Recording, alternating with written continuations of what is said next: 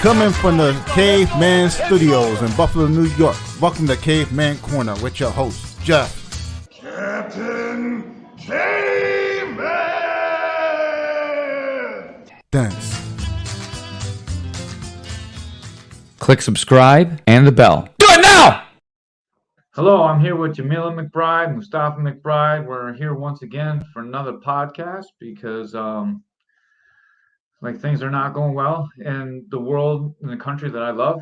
I really believe America is the best country in the world, and I believe that we should be open to all faiths and all religions. I've done some podcasts about it. And now your sister had the exact same problem, but Jamilah is not allowed to wrestle for what I think is one of the best countries in the world, the United States of America, because of her religious beliefs. And I'm going to turn it over to you. I know you've been on the news, been all over the place. You're actually getting some kickback to this, so at least we're getting the message out. And I'll let you tell me what's going on. Yeah. So basically, right now I wrestle at Life University. It's a NAIA school. So because it's an Olympic year, there was a rule that if you won nationals, you automatically qualified to compete at Olympic team trials. And alhamdulillah, praise God, I won nationals, so I qualified to compete at Olympic team trials. And then after nationals, I reached out to Cody Bickley from USA Wrestling to inquire about my eligibility to compete, and was told that UWW still held the same ruling on the uniform, and that USA Wrestling had to abide by UWW guidelines. So I wasn't able to compete at any qualifying competitions or international events. And so Can I ask you a question right here? I know when this happened with Latifa, she made it through our qualifying heat, the United States, correct? Yes. And so now since then, they've eliminated your ability they've actually taken a step back. So now you're not allowed to wear the hijab and the loose fitting pants. Yeah. So to start from the beginning, this all kind of started 3 years ago. So in 2020, I believe it was, we reached out to USA Wrestling and in turn UWW to see if we would be allowed to wear the UWW Classic uniform at the 2021 National and World Team Trials. And it got approved by both USA Wrestling and UWW. So we showed up in Texas, we competed. We all American that year, so we were all top 8. And then before the 2022 tournament, I'm gonna stop you just one more time. I'm sorry. We all means her and her sisters, right? Correct? Yes. Yeah. All right. So not just her, like her sisters as well, because this family is phenomenal in wrestling, and like my country is losing out on this family of wrestlers because of something stupid. I'm sorry. Continue. Yeah, so me, Latifa, and Zaina, we all got approved to wear it. We all competed in 2 different weight classes each. And so first year, we all American. Second year, we reached out again to get approval before the 2022 National and World Team Trials. Got approval again. There was no issue. There was no talk about potential advantage or safety concern or anything. Got approved. We showed up. We competed. We all American again, except this time Latifa placed second.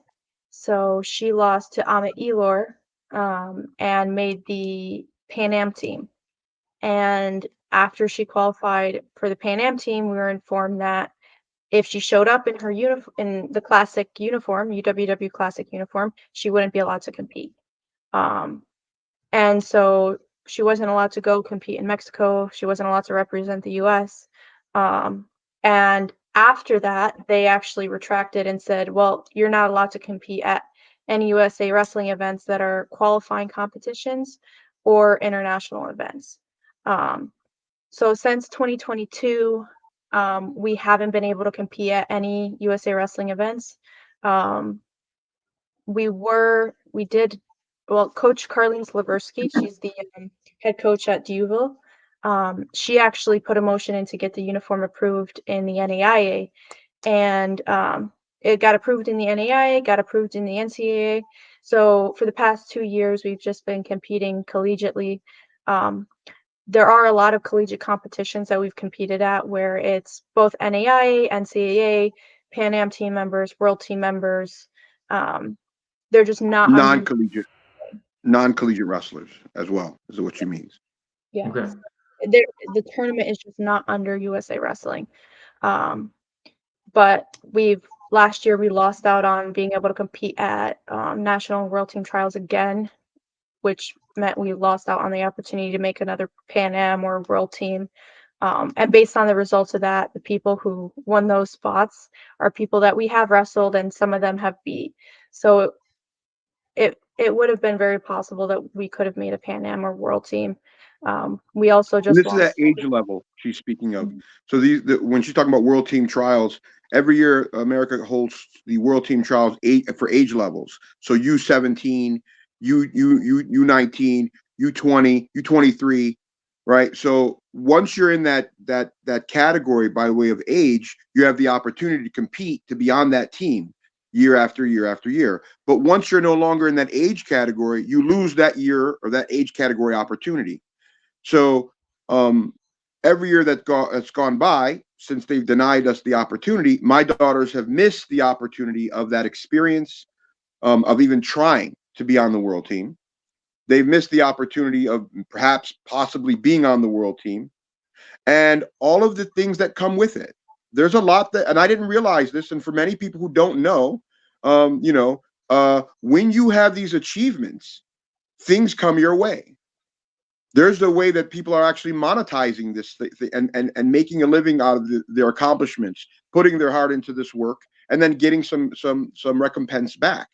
And they are actually preventing my daughters from having the opportunity of expanding their resume to be able to say that I'm an Olympic team qualifier participant, to be able to say I'm an Olympic team trial placer, All-American, an Olympian medalist, an Olympian gold medal, right? Each one of those is a tier that you jump in possible things that are possible that are given to you, right? Like in terms of just running camps or privates or establishing a school or being a coach, right? My daughters are not privy to this any longer. And I'm almost scared that after this debacle, that they're going to change the rules for college and say, well, if you win in the nationals at any college level, you won't automatically qualify now for X, whatever it was, whatever else we actually qualified for that I don't even know. This is a whole new world for me. We didn't know that if you won nationals, you'd automatically qualify. We didn't know, right? This is a whole new world. So, but I'm not a gambling man, but if I did, I'd probably bet on they're going to create some new rule to inhibit my daughters and all the other Muslim women, because there are other Muslim women who are covering at various levels who are wrestling from having this opportunity. And basically what it's communicating is this: you can play with us when you lose. As long as you lose, you can play. But damn it, if you start winning, we can't have that. Yeah, that's kind of why I stopped Jamilah earlier and I asked about Latifah, because I knew that she went through this whole thing and she qualified, and now it seems like they don't want to give you a chance to qualify because they very much fear you're going to qualify. So I thought this was a pretty important point that we stopped and we talked about. Not only that, Absolutely. It allows you access to the Olympic Training Center as well, correct? If you make that team. Yeah, so that in itself is like camps huge. And world team camps, and I believe there was even a qualifier camp, but I'm not 100% sure on it, but I believe it was not for all qualifiers, only people who qualified through the US Open, maybe. I'm not 100% sure on that. But yeah, it does open you up to camps at the OTC and just a point on what my dad said, but for us not being able to compete these past 2 years, Zaina lost out on her opportunity last year to compete at the U17 World Team Trials. She's 18 now. She can't compete there again. I lost out on the opportunity to compete at the U20s. I'm 21 now. I can't compete there anymore. So those are opportunities that have been lost and can never be gotten back. So I can never say I'm a U20 World Team member or a U20 Pan Am team member. Zaina can never say she's a U17 World Team member. So there are already a lot of opportunities that have already been lost, and the longer this goes, the more opportunities are just going to be lost. And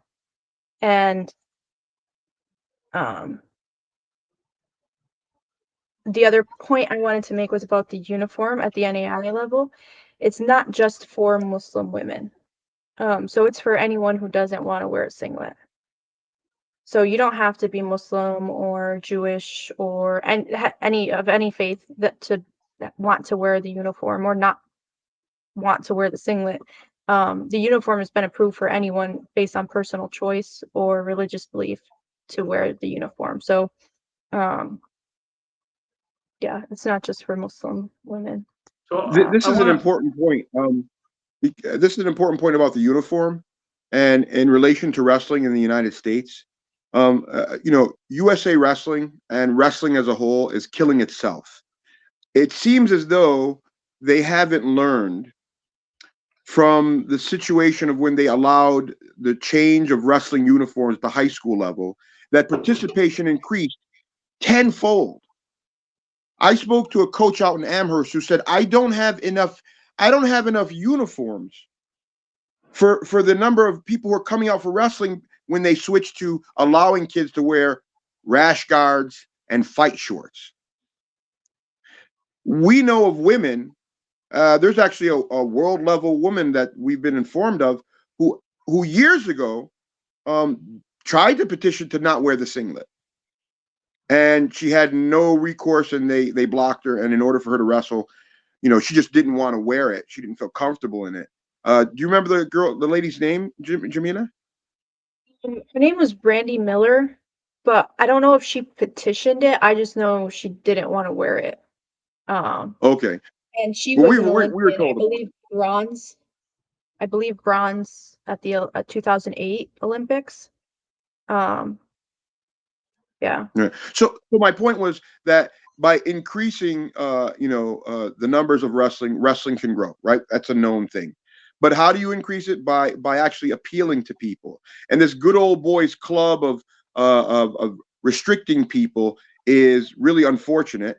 And what's even more unfortunate for me now is when we're dealing with what we're dealing with for my daughters, the number of women in USA Wrestling whose mouths are quiet is really disturbing, because the good old boys club kept women out of wrestling for years. For so many years, until they started their own movement, Wrestle Like a Girl, and now it's the fastest growing sport in the country. So now you got co-opted by the man, and now your mouth is shut instead of you fighting for your sisters, right? This is kind of crazy when I think about it. Like, you were on the outside, but as soon as you got part of the in crowd, you forgot us peons, right? And in effect, you're limiting wrestling from being extended to a group of people, who need wrestling. Young girls, they need wrestling. It's unbelievable. Not to mention Muslim girls, or people who just, girls who don't want to wear a singlet, right? And one of the things, I'm going to be honest, the objectification of women takes different forms. And USA Wrestling, UW is objectifying the women, just as the women are being objectified in track or volleyball or gymnastics. Yeah, that new track outfit, the that's design crazy, is right? awful. Right? So but that's what they want, and that's why they don't want my daughter, because they won't uncover. And this is objectification. There's a statement that was told to us by an Olympian level female wrestler who said they've petitioned, or they've requested that they increase the weight classes in women's wrestling And they were told by people in USA Wrestling, well, women don't look good in singlets at those weights. So we're not going to do that. That's awful. I want to Okay. like steer it back to the uniform itself. For people that aren't aware of what the differences in the uniform are between what you wear and what is allowed by USA Wrestling UWW. So a classic singlet is like a rash guard type material, cuts off a little bit below your junk, not too much below your junk if you're a guy. So like if you're a white guy, just imagine like a well-endowed guy. So it's going to cut off right around I don't know, maybe 2 or 3 inches below your hip line. And the top is like down for men, and for women, it's across, but it's still very exposed. And what is the style of outfit that you wear when you wrestle, or your uniform when you wrestle? So we wear a modified classic uniform. So classic wrestling uniform, it actually comes from a UWW. It is the UWW approved classic uniform for Muslim women in Iran to wrestle. And so we've modified it a little bit over the years. But essentially what we wear is a singlet underneath everything so that in case anything comes up or anything moves, we still remain covered. And then we wear a rash guard type shirt on top of that. It's long sleeves, compression almost is compression, and it has a hood on it that we sew up the front, and that acts as our hijab. And we tape it to our head so it doesn't come off. We wear our team competition shirt on top of that. And then we have Velcro on the outside of our shirt and then on the inside of our pants. And we Velcro our shirt to the inside of our pants. So that way our shirt doesn't come out or move at all. Our shirt is also tapered, so there's no extra material on the sides or any extra material hanging out. And then we wear pants that are cinched at the ankles, and then we also tape our pants at the ankles so they don't move or come up at all. And then we wear knee pads to bring the material of our pants in, so there's no extra material at our knees. So it's a lot of layers. It gets pretty hot. But that's the uniform that we currently wear. It differs from the UWW classic uniform in a couple senses. One, they don't have the Velcro incorporated into that uniform, so we've added the Velcro to keep our shirt in. They also don't mention anything about tapering the shirts. They don't mention anything about taping the hijab or taping the pants. So we've modified the uniform from the classic uniform. But yeah, that's what we wear. They've So modified it to ensure that there'll be no particular issues. So the first World Team Trials, age level World Team Trials, there's a match where Zaina was wrestling a girl who's currently an Iowa wrestler, Lily Luft. And she's wrestling Lily, and Lily's got this double, but Zaina's shirt kind of came up and went over her head. We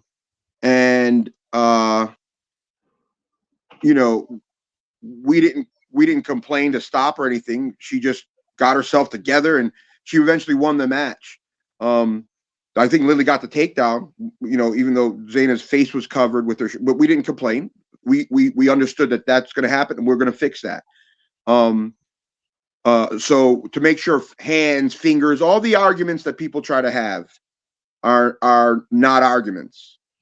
So that's why the modifications have been put in place with their uniforms.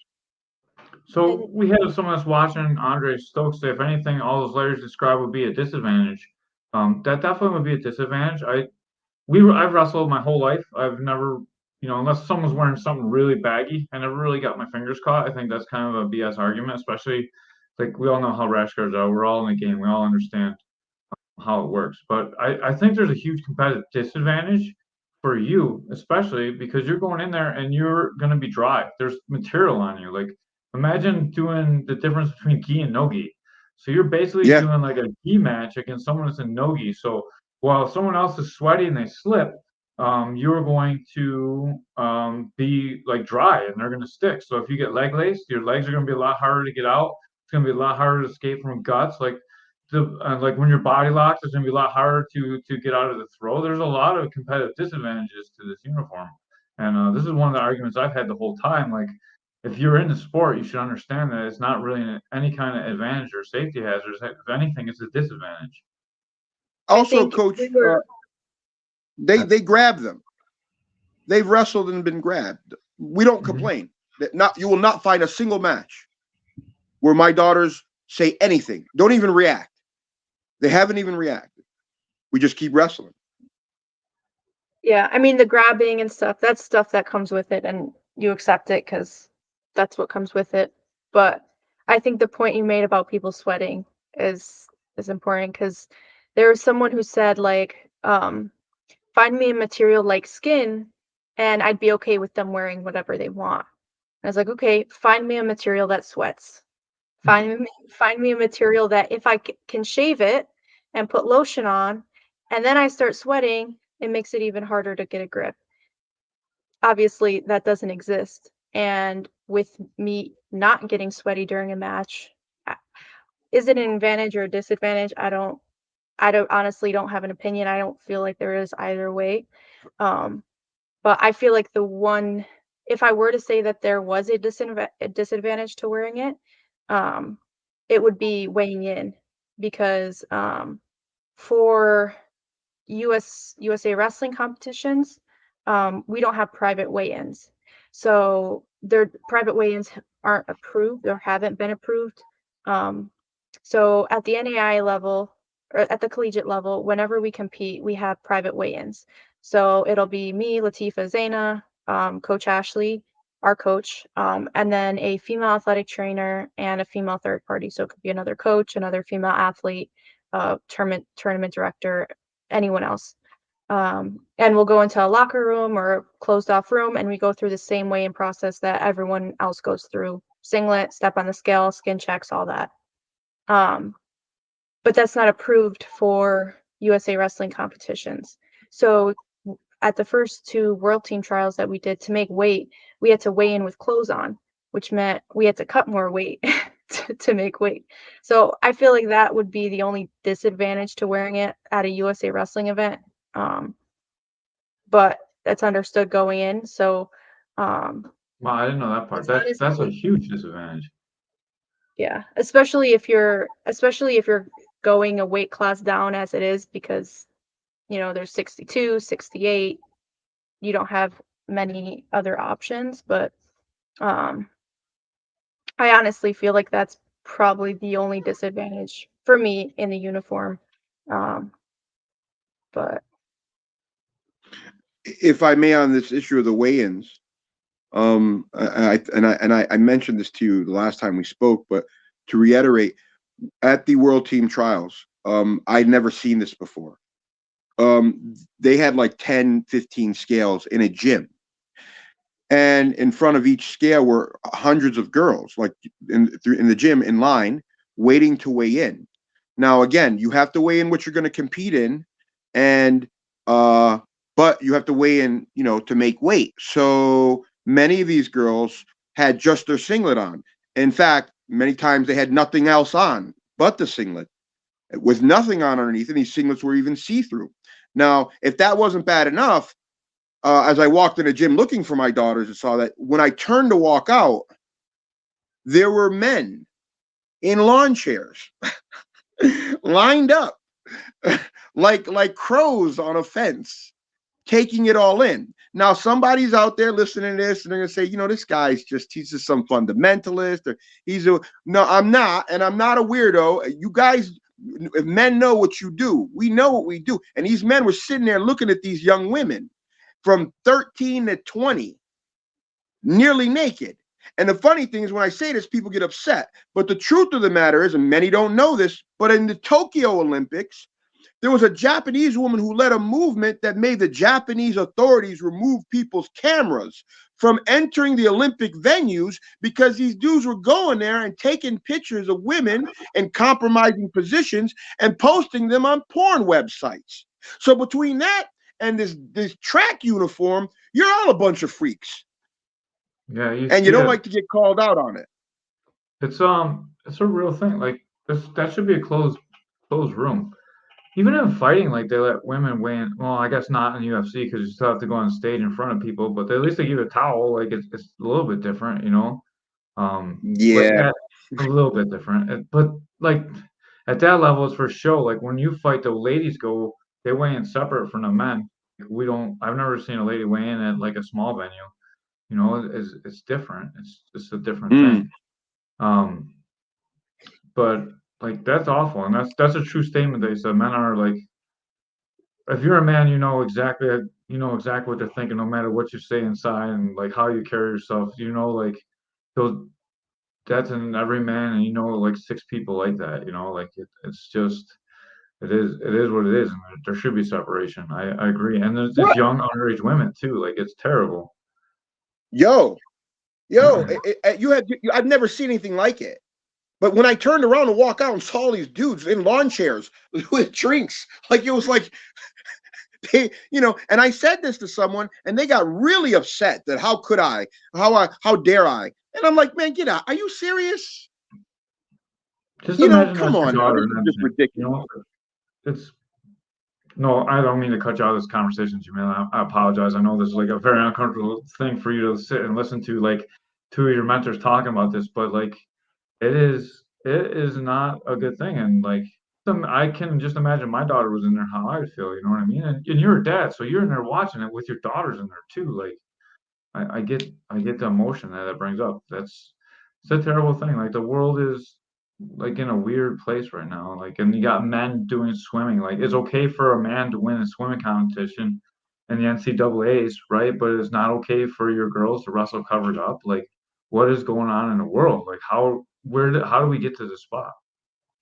A really intelligent guy told me, Mustafa, I'm so sorry, but the truth of the matter is, if your daughters were actually guys who had transitioned, they would be allowed, no question. And with the bone structures and the muscle mass of men, they would and they would be applauded for wrestling and winning here. Amongst women, so people I think are thinking this way, that how come these women can't just be given the opportunity? I don't know. I probably shouldn't go much further. I just did want to kind of say about the whole disadvantage and all that stuff with the uniform. So to explain, like the reason UWW said it was denied was because safety issue and potential advantage and all that stuff.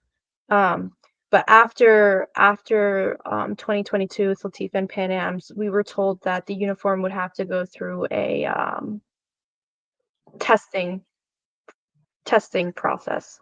And so we were never given any guidelines on how this testing would occur, how you were going to scientifically test the advantage or disadvantage of the uniform. So over the past 2 years, haven't really petitioned USA Wrestling, haven't showed up at any events or anything. After nationals this year and reaching out to USA Wrestling, we filed the opportunity to participate complaint on Monday of this past week. And Wednesday, USA Wrestling reached out and sent us an email from UWW that said they had conducted a test event in Turkey in June, I believe, of last year, and said they deemed there was an unfair advantage. And that was their basis on denying me the opportunity to participate for yesterday and today at Olympic team trials. They did not give any details on anything that was done with the test. So they didn't say if it was, all they said was that there were 2 wrestlers, that one wore the singlet, one wore the classic uniform, and there were 3 UWW board members there. And they didn't say if it was 2 women wrestling. They didn't say what the material of the shirts were. They didn't say if they were wearing undershirt like we wear. They weren't saying what size the shirt was. Did they wrestle 6 minutes? How did they measure that there was an advantage or disadvantage? Like they didn't give any details on it at all, and that was the basis that they used to deny us for this weekend. So I just wanted to explain, like that's they also, after conducting that test last year, kept it like they didn't make it public. So they didn't even let USA Wrestling know that they had conducted this test. They hadn't let us know that they conducted this test. It wasn't until we reached out to participate this weekend that they informed us that they had done that test. My daughters were actually told, though, at the beginning of their college career that was one of the things that was going to happen, that they were going to use my daughter's matches, all three of them, as actually test opportunities. So my daughters have over 250 matches, none of which are being counted. We have over 205 collegiate matches. We have, well, including the previous matches from the World Team Trials earlier ages, it's over 250. And none of those are being counted. Only disadvantages for you guys. Right. That's unreal. I did reach out to UWW and I reached out to USA Wrestling for this podcast. Obviously, no one ever wrote back or even took the time to write me back, or didn't come on or even take the time to write me back. But I did reach out to them. I didn't want to have this podcast while offering them. And I wrote that the day I wrote you as well. So that was about 2 weeks ago now. So I did give them a fair opportunity, just like the Atlanta newscaster did for them as well. They didn't reach out. I'm sure they reached out the same day as they did the interview for you, though. I gave them enough time to at least give me a written response. If they would have said something, I would have tried to hold out or done another podcast with them as well, and have an open invitation for anyone from USA Wrestling or UWW to come on here and talk with us as well. Maybe they can explain it better. Maybe they actually have a real reason that makes sense, because I don't hear a reason that makes sense at all. Well, their main reason, what they're telling us, is we can't do anything. It's UWW. But the truth of the matter is, you already gave us permission before. And the truth of the matter is factual evidence that when we qualified, you simply took the alternate. Okay, we understand. We get it. We get it that we're not in a position right now to address it with UWW, or USA Wrestling is unwilling to fulfill their obligation to us as American citizens and take it to UWW and fight on our behalf. Okay, I get it. We have to talk about that a little bit.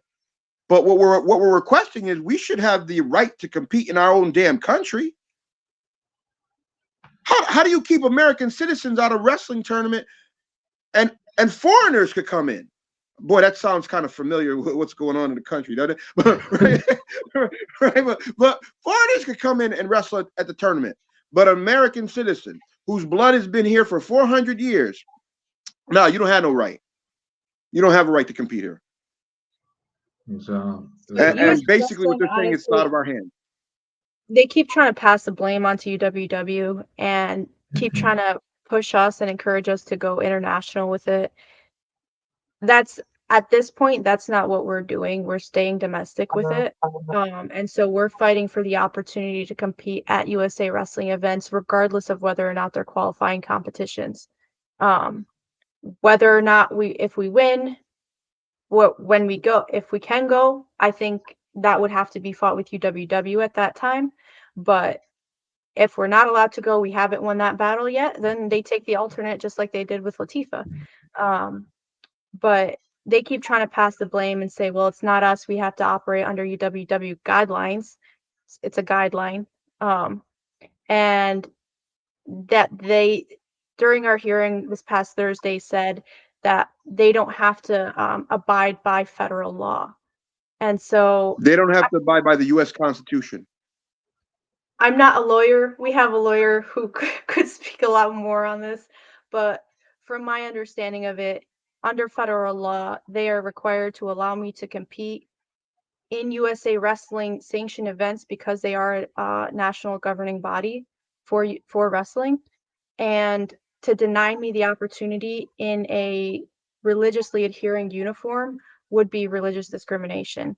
And so even USA Wrestling's lawyers cited a case, Menorah versus State of Illinois, and they tried to use it as their basis to why my uniform wouldn't be approved to compete, and why it's a safety issue. And so essentially in this case, it was a high school basketball team where A Jewish yeshiva. oh, okay. We're fighting for the opportunity to wear their yarmulke during games. And it was the same safety issues. It could fall off. It could make someone slip. And USA Wrestling presented it like the students lost. That's not what happened. It was deemed that if Illinois State or the high school association didn't let them compete with the yarmulke on, that it would be religious discrimination, and they had to allow the Jewish students to wear their yarmulkes during basketball games. With some So, sort of modification. and if So- if I saying this correctly, but if modifications couldn't be made to adhere to their safety concerns and adhere to their religious requirements of the yarmulke, they had to make an exception for those students to be able to wear the yarmulke in the way that adhered to their religious beliefs. And if they didn't allow it, then it would be religious discrimination. And so that was the case that USA Wrestling cited. So Now there's some pretext to that. If you go and you read the citation, the legal citation, the very first few paragraphs read in a way that actually sounds like the yeshiva, the Jewish high school, lost. But you keep reading, and it's not what they won. They won, and then it's at the federal level, and then the basketball association appealed at the federal level to like an appellate court, and they subsequently lost again. But if you only read the first few paragraphs, it almost reads like the Jewish students lost, and that's what their $1,000 an hour lawyer cited. Now we didn't know. I didn't know. My lawyer didn't know of this case. So once we got off, my daughter actually found the case, and we read it, and it's like, oh, wait a minute, this guy. So he was either disingenuous or an idiot. One of the two. and the findings said like if they didn't amend their rules or like reinterpret them to allow for their religious head covering, that the rule would be inapplicable to those students because it would be a violation of their religious freedom. So our argument is that we're not taking this international. We're not going to UWW. We're arguing that as an American citizen, we have the right to compete at USA Wrestling events under federal law in a religiously adhering uniform. And if it's not, then it's a violation of our religious freedom. So a lot of everywhere you look at, they're kind of saying it's an international issue. This is IOC. IOC has the same rule. UWW has the same rule. That's not what we're going at right now. So we're staying with USA Wrestling competitions right now. But So, like, at least that would give you a bit of economic advantage at the end, because then you can say, "Oh, I made the U.S. World Team even if we weren't allowed to compete." But that still sucks. Yes. Like, I mean, Yeah. at least it gives you like some coverage, and it gives you an ability to compete. Because really, what you're asking for is an ability to compete. But like, I think you can compete at the highest levels. I think you girls are always going to win. Like, I believe in you guys 100%. So I mean, we already got to be thinking the next level then too. Right. I was actually told at the hearing that I would be allowed to compete at USA Wrestling events, just not qualifying competitions. And when I asked, okay, what USA Wrestling event is there that I could compete at that's not a qualifying competition, I was told I could compete at Fargo. For those who don't know, Fargo is a high school competition. I'm 21 years old, sophomore in college, age group wise, I'm not allowed to compete at Fargo. And when I brought that to their attention, they're like, well, you could. And I'm like, well, I can't. They're like, well, I guess we don't have any age group competitions that aren't qualifying events. So there are literally no USA Wrestling competitions that, as a 21-year-old, I'm allowed to compete at. Because all senior level competitions are UWW sanctioned. Any UWW sanctioned event, they are not allowed to attend. All senior level tournaments are UWW sanctioned, even in Canada. So even if we try to just go to across the border and compete at the Canada Open, no, that's a UWW sanctioned event. They can't come. Wow. So just to be clear, what is there professionally for an amateur wrestler to do after college? Maybe an open, Jiu-jitsu. maybe a college open. Right. There's really nothing though, right? That's Yeah. so like your entire wrestling career is amateur based. It's not like basketball, like, oh well, go be a pro. Like there's no, you can't just go to the next level. There's no professional level where you can go compete at. Like the highest level of wrestling is the elite amateur level, which you're not allowed to compete at. So Okay. effectively, they're telling you to quit wrestling. Just stop wrestling. Right. I mean, how do you train? How do you train knowing that like people you're beating are getting opportunities that you're not even afforded? How do you get up every day? How do you lift, run, cut weight? You know, I applaud my daughters because I'm not making them do it. I know a lot of people here in Western New York think it's just dad makes the girls. Nah, I'm not even in Georgia. I'm not. They're killing it because they're after it. It's they're after it. It's you know, and I want to support them, right? And that's all I'm after. I want them to be able to have the opportunity to try to achieve their goals. You say you know they'd win. I don't know that, but I know I'd love for them to have the opportunity. That's what I know. I watch them train from little kids. I know they're gonna win, just like all the other Amen. kids. Well, you know, and basically, you know, it's kind of like when you're talking to these people, the USA Wrestling, it's kind of like they're the Gestapo or, you know, some sort of gang. And, you know, they're basically what they're saying to us is America is free and you're free to do exactly what the hell we tell you to do. You have the freedom to wear what we tell you to wear. Right? And you have the freedom to say exactly what we tell you to say. That's basically what's happening here. Which is tantamount to no freedom at all. You know, so this is almost a bigger issue than just wrestling. Where does this put you, Jamilah, like in a mind state of going forward with your wrestling career? Does it like take something away from you, or does Life University give you that the desire and drive? Because at least you can be national champion, you know, not world champion, but you can be at least the best in the United States collegiately. I think that definitely helps a lot, knowing that I at least have two more college seasons left. But I think like long term, it's like these could be the last 2 years that I could wrestle. Like it could literally be the last 2 years that I can competitively wrestle. And even I was asked, I was like, well, would you try and go for 28? Would you fight to go to 28? And I was like, that's 4 years away. I'll be out of college for 2 years at that point. Will I be able to mentally do everything? Will I be able to physically, in a state as healthy as I am right now, to compete as well as I could then?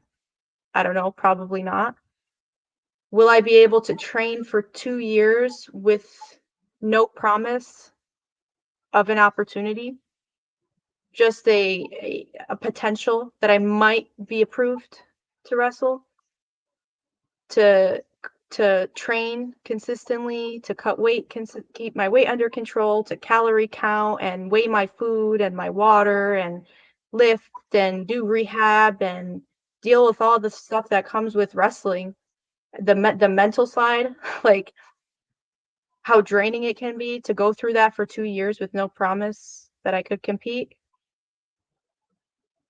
That'd be pretty hard. So it's right now, I think life kind of puts a Band-Aid on it, for right now. But I know, even who knows when I'm 20 years from now, how I'll feel having lost just this past weekend. Or how I might feel like the regret of not continuing to train with that possibility. Or the regret of training for those 2 years and beating my body up, and then I'm in pain for the rest of my life. So it's not just right now, and I don't think we'll ever know the full effects of it, um, for years, or how I'll be able to deal with potentially my daughters not having the opportunity, or even having less opportunity than me, because then they retract even further and say, well, yeah, no NAIA, no NCAA for you either. No high No school. kids class. Yeah. Yeah. So Right. I mean, let's be clear. The wrestling community is kind of prejudicial. I mean, that kid getting his locks cut off at the wrestling tournament, that's just the one we know of. That's just the one we know of. We faced it. Like, we faced it after 9/11 in the wrestling room. Faced it with Muhammad. So for everyone that doesn't know, when I first met Mustafa, it was like literally days after 9/11 happened. Comes in dressed in traditional Muslim garb. Everyone slides away from him, sits on the wall, and no one wanted to work with his kid or him, or like, we just took Muhammad in, and we did the best that we could with him, and I think we did a pretty good job. Like, you guys came in and you changed a lot of people's opinion about the Muslim faith, which I thought was awesome. You taught me all about. I didn't know nothing. I was prejudiced too, but I was like, whatever. They're in the wrestling room, man. Everyone's even in here. Like, I didn't know. I really didn't know. I didn't know anything about the Muslim faith. I didn't know. But you were open-minded and you gave us a chance. We're indebted to you. She is indebted to you, and she wasn't even born then. Right? Like, No, really? Yeah. And like, I saw it. Like, I see what you face. I see what you face at tournaments. Then like Muhammad, they wouldn't let him wrestle with his beard, and you had to go through all this for just a beard, and now you're going through it again, and like, it's a Same struggle that you arguments, guys by the way. Yeah, same thing. Same unsafe, safety hazard. Same thing. Same thing. and It's like every time you're not. over it. Every time you're doing something they don't like. Right after he graduates. Yeah. To where anyone, high school and college, can have a full beard if they want after he graduates. Yeah. Sad. I wish he would have tried for the UB job. UB's looking for a head coach, and it's a I mess think over they there. hired somebody. Yeah, it was a mess over there. A lot of stuff happened with Stutzman that was unfair, and like, Muhammad would have been a person to come in there because he wouldn't put up with no bullshit. He'd be in or out. Like, it would be like, I thought he was a perfect job to clean up UB, and like, he wasn't interested, but he would have been the guy for it. Yeah. Yeah. And Stutzman was a great guy. I'm thankful for everything he did. I think people don't really realize what people have to deal with when it comes to the University of Buffalo. It's a research institute, and athletics, well, as far as wrestling, doesn't mean much to the institute, and and he really didn't. Stutzman, unfortunately, didn't have a lot of support, and the community really, they kind of didn't support him as well. They made it kind of tough for him. Western New York can get kind of tough when it comes to wrestling.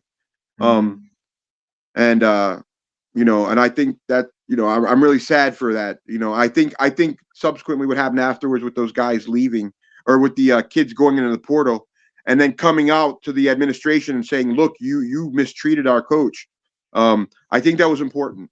I think that was important. And I think the next guy who takes that position, he better pay attention to that. He better pay attention to what those kids were saying. But anyways, thank you, Coach. Thank you for giving my family an opportunity. No, like everyone should. Like I don't think I did anything special. Like I still don't, even to this day. So I really think everyone should be the same way. I'm not different than anybody else. Like we're all the No, same. you are. No, you are. And I'm thankful for it. Thank you. This is a question from Karis, Miss Karis. She put this in here. This is Team Dens.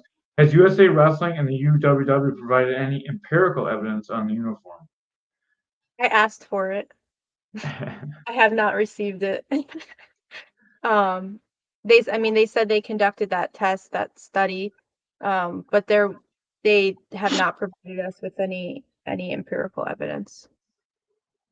I mean, just from what they told us from a scientific examination, having two people wrestle means absolutely nothing. There's no statistical significance whatsoever from a scientific standpoint. And they're the one talking about they needed to do the research. So, but we've got 250 matches. Not only that, they're probably not wearing the same thing that Jamilah and Latifah and Zaina wear either. I mean, you guys have modified it yourselves to make it better. The Velcro, the tapered, the rash guard material. Like, there's a lot of stuff. I've seen it. If you can go see. There's videos of them wrestling all over the place. Go to any Life University, you can see them training in the wrestling room.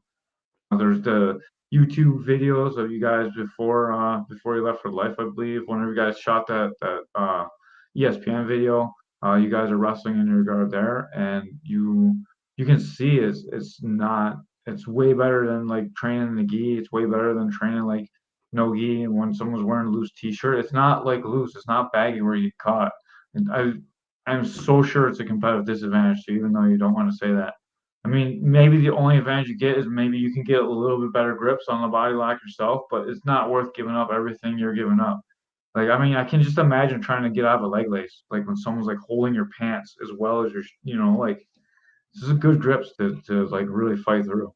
And man, I think it's a huge disadvantage to you, not even just the heat part. Yeah. And I think there are kind of 2 points with what you just said. Like, you can go into any wrestling room and see us training and what we wear, but you can also go into any wrestling room and see that the other people training are not training in singlets. Like no one shows up at practice unless maybe it's a competition, simulated practice. Wrestlers are known to wear sweatpants and sweatshirts, and they're known to layer up and wear baggy clothes. I mean, even was it Kerry Colott who said he only wears sweatpants and long sleeve shirts to practice? And he's one of the country's highest and most accomplished wrestlers. He doesn't train in a singlet. So, yeah, like, and for us in practice, we don't wear we'll wear pretty much what we compete in, for practice. So our shirt at practice is untucked. It's not tucked in. It's not Velcroed. It's not tapered. Our coaches will actually order us a lot larger sized shirts so they can be baggier and more modest. And we have never had any of our teammates be injured during practice because of what we're wearing. But yeah, I mean, I think like people try and say, well, your hands could get caught. And if you could beat someone in the wrestling room, you can beat them on the mat in a singlet. And if you can beat them on the mat in a singlet, you can beat them in the wrestling room. I don't think them, and I think that's the point too, is it's not like no-gi jujitsu and gi jujitsu where the sport completely changes. Like gi jujitsu, now you have lapel chokes and you have a whole other world opens up with a gi. And in no-gi, you have a lot more leg locks and ankle locks and different kinds of things. That's not how it is for wrestling. It's not like now I'm wearing pants, you can't hit a high crotch, or now I'm wearing pants, I have a opportunity to score that you don't have. It's wrestling does not change at all with us wearing this uniform. You can still hit your shots. you can still defend. I can still defend. Like, it doesn't change at all. So, yeah. You just thought you got ahead of Karis' points. Like, do all the other wrestlers, men and women, always train in practice in singlets only? Like, as we're going through it, I didn't want to put it up while you're talking, but like, man, the people are thinking just like we're talking about. So at least we're conducting this podcast pretty good. We're answering the questions that people are having.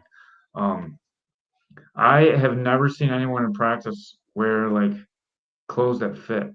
And very rarely have I ever been injured in practice by someone's clothes. Every now and then you get someone that's wearing like loops, and you get your finger caught in a loop. Like sometimes people wear gi pants and you catch it in the loop, even though it's wrestling class, or like they're wearing like regular pants and you catch it in a loop. Like because sometimes people are a little bit wild and wear jeans to practice. I don't know. And but like I've never really got caught in a t-shirt.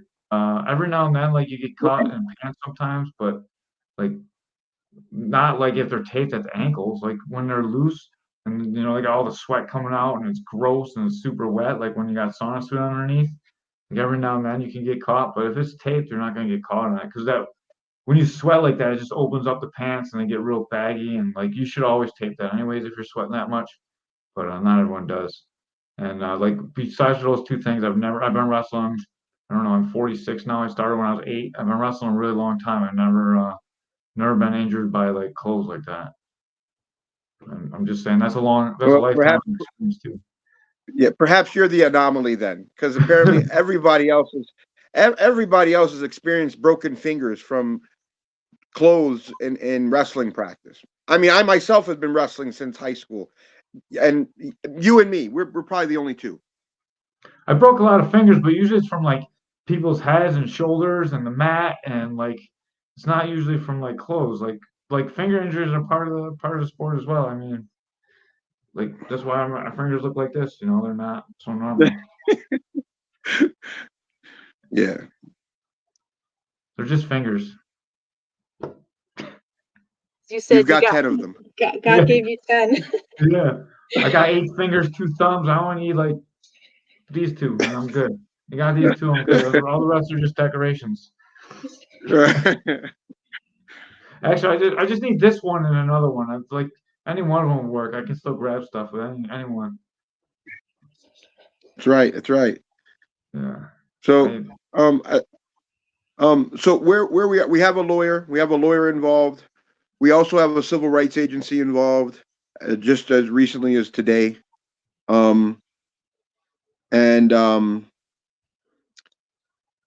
This just looks like it's just going to be a drawn out process. From here on in, we've started the petition. We hope that people would spread it and keep signing it and keep talking to people about it. And maybe somebody out there will get wind of it. And if we get enough wind in the sail, maybe it'll provide pressure to USA Wrestling so that we don't have to go the complete route, which leads all the way up to litigation. I'm not. Listen, I just want my daughters to wrestle. I'm not trying to change the world. I just want them to have that opportunity. Andre Stokes said, I've never lost a grappling round, said you beat me because your shirt was too big.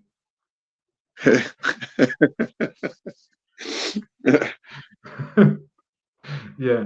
It's funny. After 200 matches, we've not received any complaints. Yeah. And if you go watch their matches on YouTube, for example, it's gonna be hard for someone even to make those complaints because they're just getting smashed. They're literally their style that my daughters apply to them is like in your face and constantly pressuring them. So, and the cameras are pretty good. You can see what's going on. And so we've not received any complaints. Also had a lot of matches that we've lost. So like there are like we don't win everything, and there are people who have beat us. We're clearly beatable. And I think it goes both ways. Like, yeah. But I want to touch a couple quick points and do a quick touch-ups. Number one, all the links for everyone to email, just write one email and email everyone on the list are found in the header for this. So you can go in and see the description, what we're talking about. I included everyone's email. If you need a stock email, I'll write a stock email for you guys. Reach out to me and then just send it with your email address to every email on that list. The petition is also in there, so you can just click the link and go to the petition and sign it. I don't know how much that helped, but every little bit helps. So, if we can get a couple hundred people to all do that, that's a few hundred emails that they got to at least delete to get to their important emails. So that'll help. I do want to touch a little bit about the lawyers. So how much is this of your own money are you spending to fight this? This seems like a very expensive proposition for you. Well, right now the Civil Rights Agency isn't requiring anything. As far as the lawyer, we're working with him. We'll see how things go. I'm not quite sure what he's going to look at, but I think he'll take care of us either way. I haven't gotten permission from him to speak on what our deal is. So I probably have to talk to him first to get the permission for that. Okay. But as far as the Civil Rights Agency right now, as far as the Civil Rights Agencies, there's no charge from the Civil Rights Agency. Awesome. If we can help you in any way with that, or maybe like fundraiser to help you come up with money for lawyers' fees, I would love to help you out with the podcast. I'll do a fundraiser at the gym, like something. I'll make some kind of fundraiser at the gym and help you guys with some money. I don't, I'm not independently wealthy, but I would love to help you guys as much as we can. And with enough people, if we can pull together, we can always raise money. Like that should never be a concern too. And being able to threaten with a lawyer is a very powerful tool. So I want to make sure that we have that tool in our tool belt. No, thank you so much. Hold on. Let's see how this stuff goes. I don't know where it's going to go. Like every day is new. Every bit of information we find out, like just before meeting you, we were speaking with the Civil Rights Agency. So, and they had one idea about which way to go until they spoke to us. And then they were like, oh, okay, well, let's just start hitting the airwaves and make press releases, so it kind of changed where I thought we were headed. And, but they're also willing to give the lawyer, we have some aid and assistance. So now I don't know how that's going to go, but we have people who are involved. So, the best thing right now is to spread the word and pray to your Lord and ask them to help. If what we're doing is right and correct, then pray that, God give it success. And if it's not, we're working against the devil. If it's not, we need prayer for real. Right. Well, but if it's not, then may God protect us from it and stop it. Right. I try to tell my daughters, don't be mad. Don't be mad because God allowed it to get to this point. So who are you going to get angry with? He allowed it to get to this point. And if there's some good to come from it, it will come. And if not, I'm cool with that too. I'm still going to do my duty. We're still going to fight till all the doors close. But until then, right, we're still fighting. I always think that people are given an opportunity to rise up and fight for what they believe in. And I think this is our opportunity to do this. And I think we need to not just do it ourselves. We need to, me and you both, we have this habit of like taking the whole world on by ourselves. And sometimes we can't do that. Sometimes we need a team and a family. And we need people for this. So we need to draw people in. And I'm doing my best to help with this. And I hope that, like, as a family myself, I take too much on. And I know you have the same thing. How often you work and how much you do on your own too. And sometimes we need to reach beyond ourselves, and like opportunities like this is a good opportunity for us to grow as well and really learn how to take help from other people. So hopefully I can help you and other people can help us. I do want to read this from first. This is it's powerful. Jamilah earned her spot. She didn't give up a single point all season. The decision by UWW shows prejudice and ignorance. And this is 2024. We should be ashamed that this is even an issue. And I agree with that 1,000%. And she writes way better than I speak, so at least I could read that. I do just have to say thank you, Ms. Karras, but I did give up some points during this season. I didn't give any up at nationals. At nationals, I went unscored on, but during the complete season, I did give up points. But thank you. Points. Yeah. I should turn my medals in and Yes. quit the team. You got melting down. How dare you let someone score on you? You're a disgrace to the McBrides. Yes, definitely. Is there anything that we didn't touch on?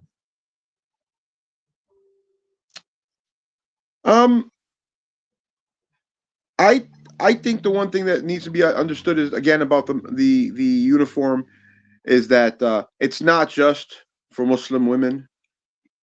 And I think if you give girls, particularly girls, the opportunity of wearing something different with wrestling, I think a lot more girls would wrestle.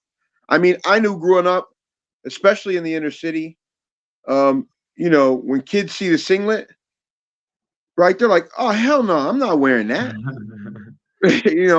and wrestling has kind of got hip to it a little bit by affording them the rash guard and shorts, right?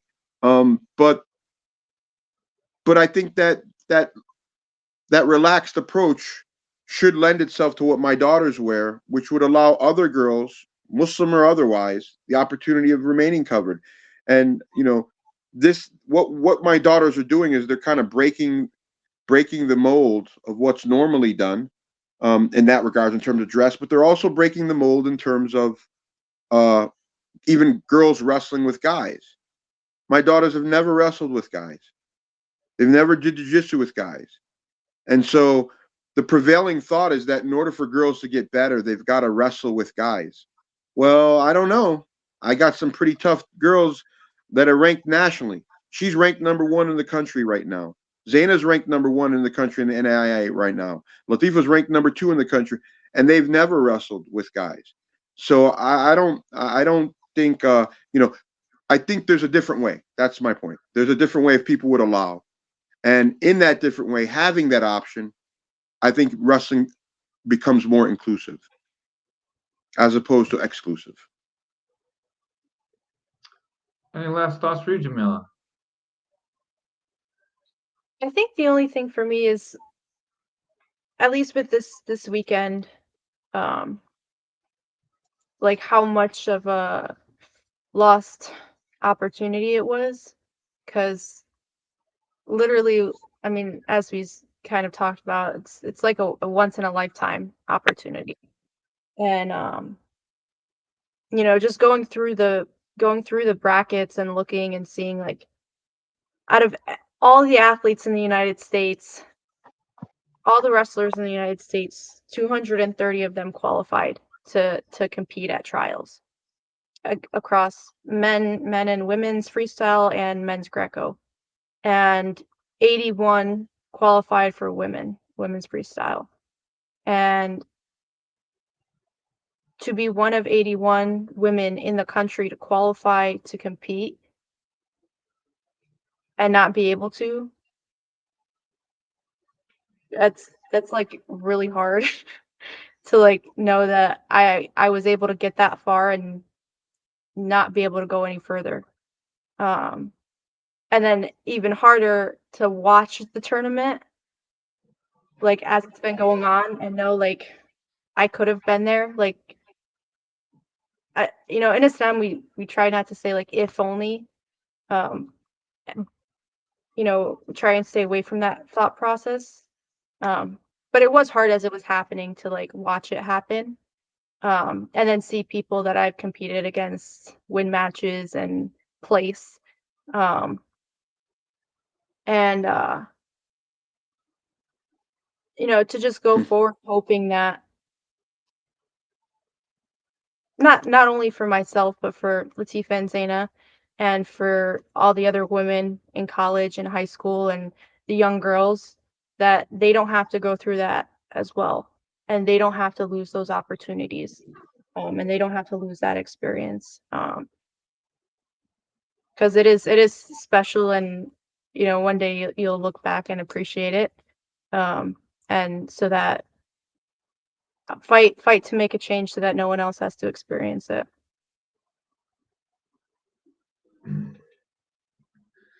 Yeah, that's powerful. I'm like in a stage of my life where I'm kind of reflective now. Like I'm like almost past all my competitive age and looking back now. And I can't imagine if I had to look back at an opportunity like that, and I didn't get a chance to because someone told me I couldn't. Not because I wasn't able to do it, but because I physically was not allowed to compete. And I think that's awful. And I think one thing we didn't touch on when you said, could you do it in 2028, is like it's incredibly difficult to make the Olympics in any sport. It's the best, it's literally the best people in the world.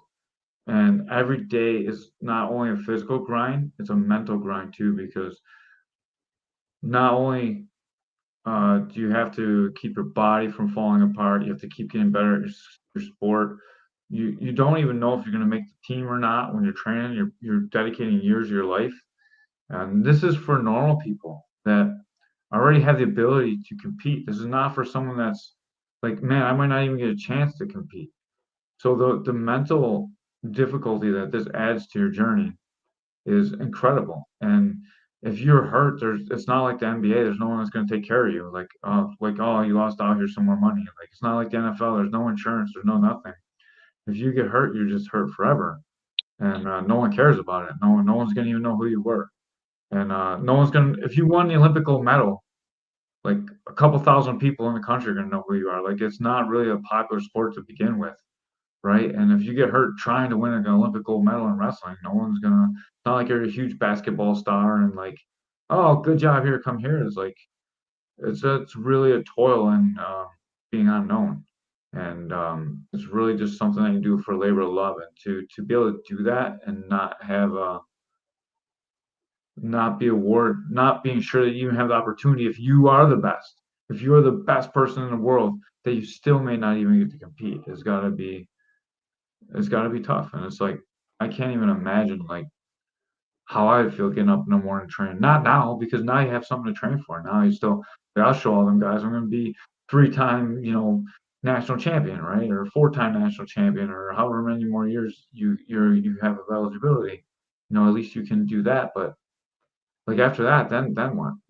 And it's not like they're going to let you to fight. You have to do the same thing. You have to like be able to get your uniform approved, and you have to be able to fight somewhere where they're not serving alcohol, and you have to be there's not really a lot of opportunities for you. So it feels terrible, and I've watched your entire family struggle through this over and over again, and like I'm sad with everybody, and like I'm sad with my countrymen, I'm sad with my peers, I'm sad that more people don't care and they're not like helping out more. Like it all bothers me, and I don't know. I feel like I need to say that before I I let everyone go. I don't know what else to say. Like it's just I feel such grief for your family. Like it's not grief because I mean you guys are out there. You're working hard. You're at least you have a good work ethic. Your lives are going to be great, but it's still an opportunity that you're being denied just because of what you believe in. And that's something I don't think is fair. And I hate when things aren't fair.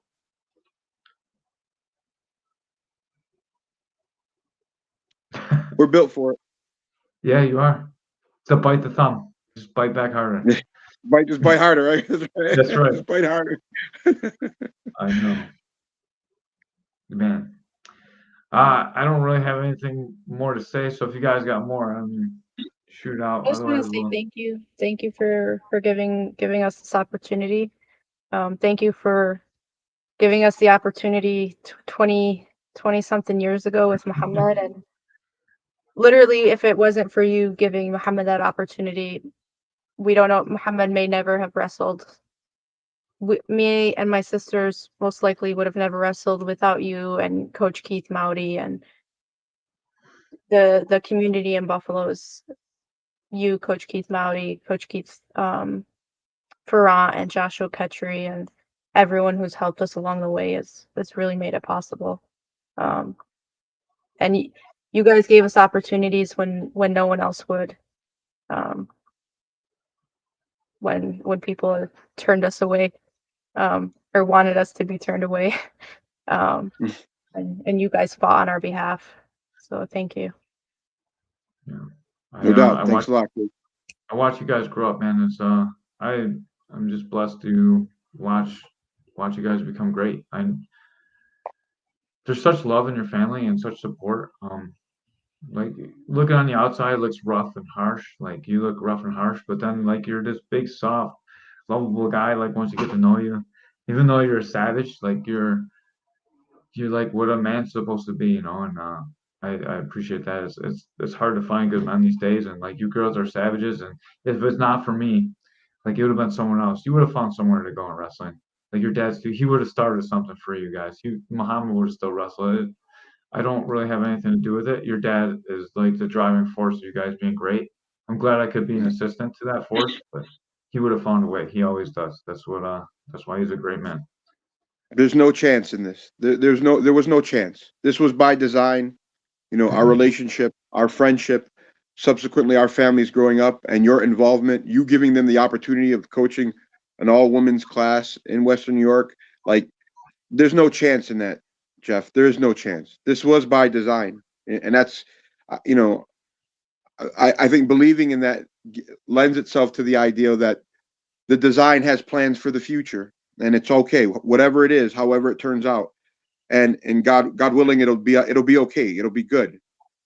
It'll be good. And I think, like for myself, not watching, I didn't watch any of the wrestling this weekend because it was just kind of, I was finding myself getting like kind of like hot and angry, right? So I didn't watch any, and my wife would have to tell me like some of the outcomes and the results, and but I have to tell myself that, again, to reassure myself, it'll all turn out well. In Islam, we believe that when we pray to God, that God always answers the prayers and supplications of the believer, and that you just have to be patient. Sometimes you get exactly what you wanted when you wanted it. Sometimes you get better than what you wanted at some other time. But either way, you're gonna get it. If you're a true believer, it'll come to you. You just have to be patient. Karis just wrote, remember this decision doesn't define you and doesn't change any of the truth. Everything you have put forth and results you have achieved. So that's true. Nothing can take away everything that you have achieved. I do want to thank Life University. Um, I haven't, like, we don't talk at all, like on social media or anything. Like I just watch you guys through like what I see on Life University, and I've watched you guys blossom and become leaders. You've always been leaders, but like real leaders of women, and it's been an enjoyable journey watching. Every time I open up my Instagram stories and see something about Life University or see you guys wrestling, it always makes me happy a little bit inside.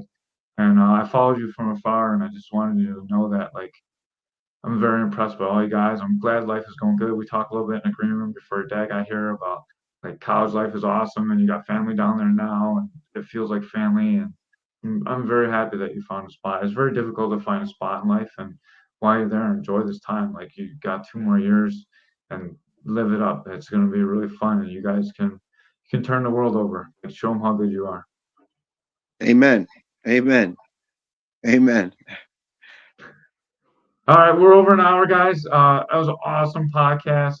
Like I said, please like and subscribe to everything I do. Of course, that would help me, but it helped them even more if you go back into the header. There's I copied and pasted all the email addresses, so you don't even have to go into the petition to find them. You can just copy and paste them all and send them out. If you need a letter, shoot me a message. I'll write one, generic one, and then you can just put your name in it and send those out. Don't forget to change the name though, otherwise you're copying. But just spam them. Make 100 email accounts if you're smart, and just keep spamming them for different email account every day, and that'll help us all out a lot too. I love that your light. You never fix that light; it always goes out on you. Like this It's a the second reminder of time. my wife. So my wife is down with my daughters, right? And Yeah. I just feel like, before I used to get real angry every time it went off, but now when it goes off, it reminds me of how much I miss her and love her, because she's down there with the girls, helping them, helping them achieve their goals. That's how committed, we as a family are, and how committed my wife is. She, she dropped everything, went down there, and she's helping them, and so I leave it as a reminder to me, and every time it goes off, I say, I love you. That's in my mind. Oh, I love that. That's awesome. That's a great way to end the podcast too. No doubt. All right, guys, make sure you like and subscribe. Check out all the stuff in the header, please. definitely click the petition, sign up for the petition. Let's do everything we can for Jamilah. I mean, wrestling's over. Maybe we can get some kind of wrestle off or something. But let's pray. Amen. Amen. Let's pray. All right, guys. Thank you for your time, and we're gonna be out of here.